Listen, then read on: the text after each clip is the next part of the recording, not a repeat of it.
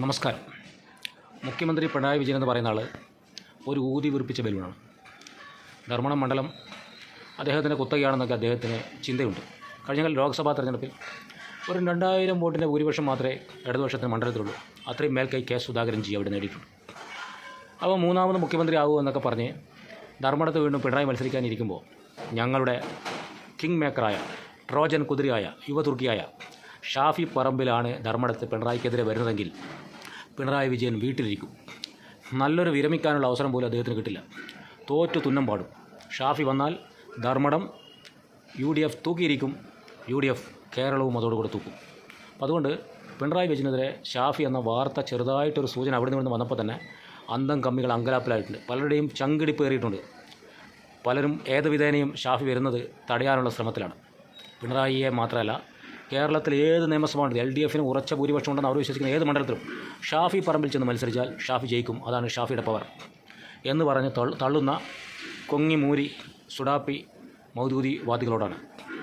നിങ്ങൾക്ക് തൻ്റെ ഇടവും നട്ടലും ആണത്തും ഉണ്ടെങ്കിൽ വടകര മണ്ഡലത്തിൽ നിന്നും MP സ്ഥാനം രാജിവെപ്പിച്ചിട്ട് ഷാഫി പറമ്പിലിനെ ധർമ്മടത്ത് മത്സരിപ്പിക്കണം എന്ന് വിനീതമായ ഒരു അപേക്ഷയാണ്.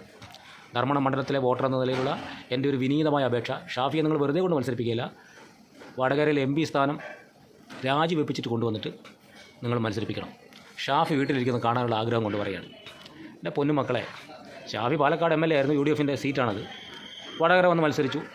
വടകര ലോക്സഭാ ട്രെൻഡ് മൊത്തം രാഹുൽ ഗാന്ധി പ്രധാനമന്ത്രിയാവുന്നു, UPA കേന്ദ്രം ഭരിക്കുമെന്നൊരു ചിന്തയിൽ ജനങ്ങൾ വോട്ട് ചെയ്തു. ഷാഫിക്ക് 1.25 ലക്ഷം ഭൂരിപക്ഷം കിട്ടി. അതൊക്കെ സത്യമാണ്.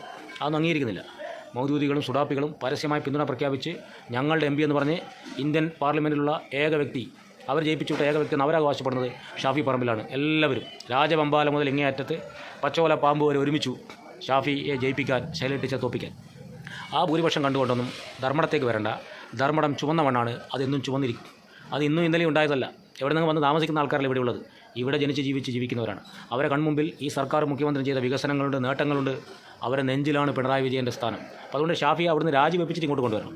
എന്നിട്ട് മത്സരിപ്പിക്കണം. ഇതൊരു അപേക്ഷയാണ്. എൻ്റെ മാത്രമല്ല, എന്നെ പോലുള്ള 10,000 ആൾക്കാരുടെ അപേക്ഷയാണ്. ഷാഫി ഇങ്ങോട്ട് കൊണ്ടുവരണം. ഷാഫി എന്തോ വലിയ സംഭവമാണെന്ന് പറയും. എന്ത് സംഭവം? സ്വന്തം കൂട്ടുകാരനായ മനസ്സിൻ്റെ മനസാക്ഷി സൂക്ഷിപ്പുകാരനായ ഒരുത്തൻ നാട്ടിലുള്ള സകല സ്ത്രീകളെയും ഗർഭിണികളാക്കി കിട്ടുന്നിടത്തൊക്കെ സെക്സ് ചെയ്യുക എന്നത് മാത്രമാണ് തൻ്റെ ജന്മ ഉദ്ദേശമെന്ന് ചിന്തിച്ച് തൻ്റെ അധികാരവും പദവിയും പണവും മുഴുവൻ അതിനുകൊണ്ട് വിനിയോഗിച്ച് ഷാഫിക്ക് പറയാതൊരു തുണി ഞാൻ ഉടുക്കില്ല, ഷാഫിക്ക് അറിയാതൊരു രഹസ്യം എൻ്റെ ഇല്ല എന്ന് പറഞ്ഞ ഇത്രയും വലിയ കിരാതകൃത്യം വർഷങ്ങൾ നീണ്ടെന്ന് ചെയ്തിട്ട് ഇവനൊന്നും പറയാതിരിക്കുമോ? പറഞ്ഞിരിക്കില്ലേ? ഇനി പറഞ്ഞില്ലെന്ന് വാദത്തിന് സമ്മതിക്കാം. പക്ഷേ ഇവൻ്റെ പ്രവൃത്തികൾ മുഴുവൻ പുറത്തു വന്നില്ലേ? എന്നിട്ട് അവനെതിരെ വല്ലതും വേണ്ടിയോ? അവനെ തള്ളിപ്പറയാൻ തയ്യാറായോ? ഇല്ല. അങ്ങനെ സ്ത്രീവിരുദ്ധനായ ഷാഫിയാണോ ധർമ്മടത്ത് മത്സരിച്ച് ജയിക്കാൻ പോകുന്നത്? വാ, കൊണ്ടുവാ, നമുക്ക് കാണാം. എന്നിട്ട് ബാക്കി പിന്നെ പറയാം.